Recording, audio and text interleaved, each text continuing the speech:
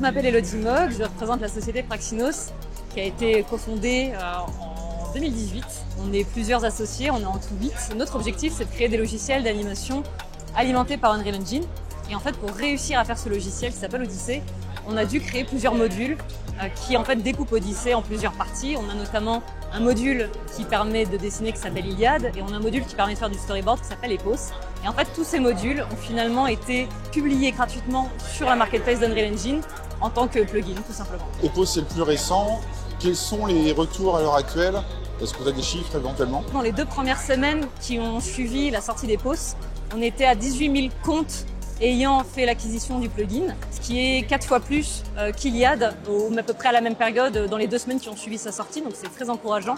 Et à côté de ça, on a eu des retours plutôt des bêta-testeurs qui avaient travaillé avant la sortie du plugin. On a notamment 2 grosses sociétés qui ont travaillé dessus, c'est Graphinica au Japon, qui ont d'ailleurs fait une intervention sur un live organisé par Epic Games au Japon. Donc ils ont fait une présentation de leur projet qui avait été du coup fait avec Epos et Iliad. Et voilà, avec beaucoup de très bons retours dessus. Et puis là, plus récemment, on a aussi Passion Pictures, qui d'ailleurs a fait une présentation ce matin lors d'un événement organisé par Epic Games, qui a ainsi présenté son projet d'un court-métrage qui s'appelle The Day I Became a Bird, qui a utilisé Epos et Iliad pour être réalisé. Et pareil, beaucoup de très bons retours, hyper positifs. Donc voilà, ça fait plaisir après pratiquement 2 ans de travail sur ce plugin. Maintenant qu'on a terminé Epos et Iliad, on est justement en train de tout déblayer le code d'Unreal Engine, à savoir qu'il y a énormément de modules qui en fait pour nous ne sont pas du tout utiles. Donc en fait on a un travail qui est fait par Eric Scholl en l'occurrence, un de mes collègues, qui est en fait en train de débroussailler tout le code d'Unreal pour déblayer tout ce dont on n'a pas besoin. À partir de là, on va pouvoir commencer à compiler une version plus légère d'Unreal Engine et commencer à revoir avec notre propre interface en surcouche. L'idée étant d'avoir une interface qui soit facile, pensée pour des animateurs 2D, mais tout en ayant derrière toutes les possibilités qu'offre Unreal en termes de 3D et de temps réel. Donc c'est en train d'avancer. Voilà, pour l'instant pas de date officielle à annoncer, ni pour du bêta-test, mais voilà, on croise les doigts pour que tout continue de bien avancer et qu'il y ait quelque chose l'année prochaine. L'actualité de l'entreprise, c'est aussi une 2e bourse Epic Games Mega Grant. Tout à fait, oui. Comment ça s'est passé et comment on fait pour avoir 2 bourses sur l'une? Alors on n'est pas forcément limité à un seul Mega Grant quand on applique à ce programme. En l'occurrence, c'est Epic Games qui choisit. Or, comme on travaille en fait vraiment main dans la main avec Epic Games depuis les débuts de l'entreprise et qu'ils ont vu le potentiel finalement de notre société, je pense que ça a dû aider à ce qu'on obtienne une 2e bourse. Finalement, ça s'est très bien passé, ça a pris du temps, mais voilà, on a eu notre bourse et ça nous a vraiment permis en fait de payer surtout des salaires puisque finalement on a très peu de dépenses, les machines on les a déjà payées depuis un moment, c'est surtout du salaire en fait que la bourse permet de payer. Est-ce qu'éventuellement tu peux nous faire une petite démo? Comment est-ce qu'on fait un chouette storyboard dans Unreal Engine? En fait, on va simplement cliquer déjà sur ici le petit bouton New Storyboard dans lequel on va pouvoir choisir le nom du storyboard, son path dans le Content Browser, c'est-à-dire la grosse bibliothèque interne à Unreal Engine. On a également tout ce qui est relatif à la nomenclature, ce qui va être très utile dans les studios puisqu'ils ont besoin d'avoir une façon d'incrémenter les shots, les planes, est-ce que c'est un épisode, de quelle production, etc. Bon, on va pas rentrer dans le détail, on va continuer et on va créer le storyboard. Donc là, on a le séquenceur qui vient de s'ouvrir. Le séquenceur étant une espèce de grosse timeline qui à la base est prévue dans le jeu vidéo pour créer les scènes qu'on va avoir. On va aller voir un personnage, boum, va y avoir un dialogue entre 2 persos. C'est ici que ça se passe. Donc le séquenceur à la base, il est prévu pour récupérer des données. C'est un assembleur de données. Il récupère des choses et il crée des séquences à partir de ça. Nous, à Praxinos, comme on crée les choses à partir de rien, on ne peut pas avoir cette philosophie d'assemblage. On a été obligé de remanier les choses, le séquenceur, de façon à pouvoir créer les choses à partir de rien, c'est-à-dire les choses, les dessins, les images, etc. Donc là, on va déjà commencer par créer un nouveau shot, c'est-à-dire la piste dans laquelle le plan va se dérouler. Un peu comme quand on va filmer avec une caméra, c'est le moment où on appuie sur Record et le moment où on arrête d'appuyer sur Record. On va cliquer sur plus. Et sur le plus là, on va générer plusieurs choses. Déjà, on va générer la caméra et ses paramètres, c'est-à-dire quel est son ratio, 16/9, 4/3, peu importe, quelle est sa longueur focale, quelle est son ouverture, tous ces détails-là. On va également pouvoir changer quelques paramètres au niveau des planes, au niveau de la texture, puisqu'en fait, quand on va cliquer sur le bouton Create a new camera and its plane, on va en fait générer une caméra dans l'environnement 3D, on va générer un plane, donc qui va se placer devant la caméra. Et à l'intérieur d'Unreal, dans les projets, les assets, le Content Browser, on va en fait générer une texture 2D et un matériel qui va en fait connecter la texture au plane que l'on va créer. Donc vraiment, il y a toute une mécanique qui est gérée juste avec ce bouton. Voilà, on vient de cliquer dessus. Alors, qu'est-ce qui se passe? Déjà, on voit qu'on a changé de vue. En fait, on a le point de vue de la caméra et on peut voir d'ailleurs le plane qui est ici symbolisé par cette croix bleue. Donc, à partir de là, qu'est-ce que je peux faire? Eh bien, je peux me déplacer dans l'environnement.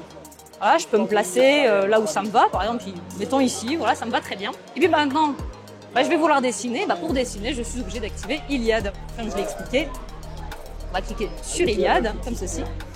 Et je vais voilà, dessiner un petit bonhomme voilà, qui se balade ici. Hop là! Et j'ai bougé aussi la caméra, mais c'est pas grave. Et on va dire, hop, voilà, le petit bonhomme, en fait, il est en train de tremper les pieds dans l'eau. On peut même rajouter un calque pour un peu mieux voir le personnage. Parce que là, on le voit pas des masses. Hop. On va faire un gros aplat blanc, voilà, comme ceci. Voilà, parfait. Si j'arrête maintenant de dessiner avec Iliad et que je quitte le pilotage de la caméra, en fait, on peut se rendre compte qu'en réalité, le plan, il n'est pas juste à côté du petit rocher, il est en fait super loin.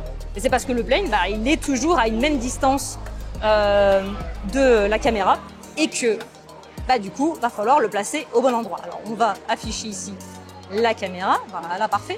On va sélectionner le plane et on va redéplacer le plane de façon à ce qu'il match vraiment le décor. Et à un moment, s'il est vraiment trop loin, il va finir les pieds dans la colline et non plus dans l'eau. Là, on va dire, c'est parfait, c'est le bon positionnement. On peut voir que le plane a vraiment été placé au bon endroit. Ok. Bon, on va pouvoir continuer notre projet. Et mettons, alors enlever le point de vue caméra, parfait. Mettons, voilà, on a envie de rajouter forcément un nouveau dessin parce que dans un storyboard, il y a généralement plusieurs dessins qui vont résumer l'action.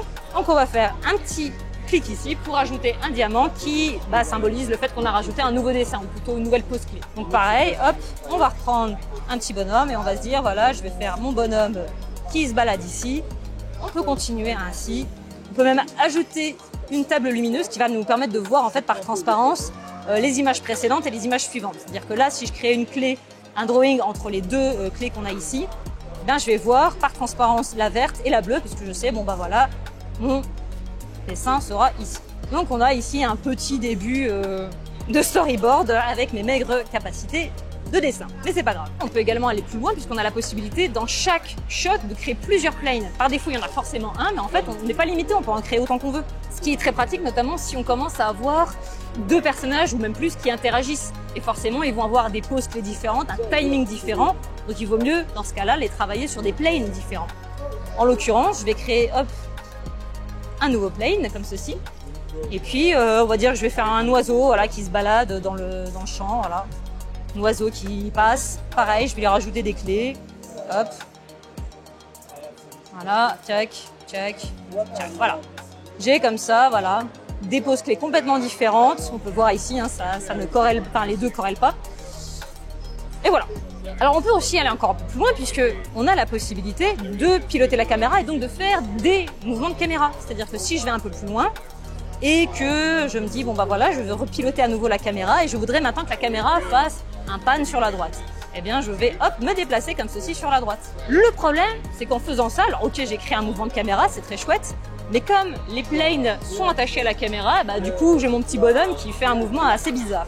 Alors qu'on pourrait très bien souhaiter que le personnage reste vraiment les pieds dans l'eau et à la limite, on suit juste le mouvement de l'oiseau. Donc pour ce faire, on va détacher le plane de la caméra de façon à ce qu'il ne soit plus synchronisé avec le mouvement caméra.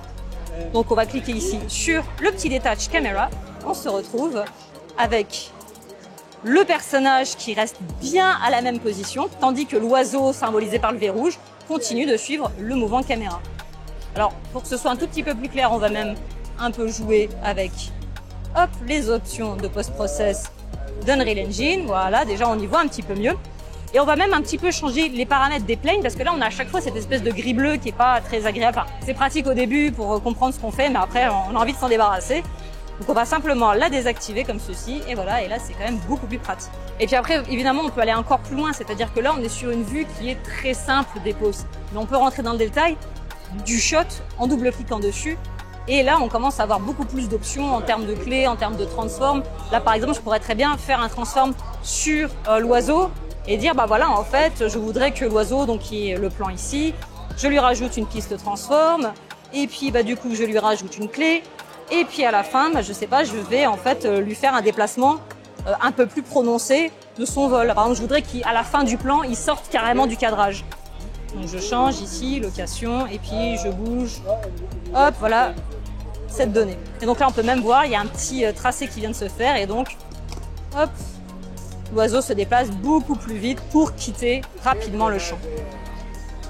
Et donc finalement, quand on a du temps et du talent, on arrive au bout d'un moment par faire des séquences absolument magnifiques, comme celle de mon collègue Antoine Antin, juste ici.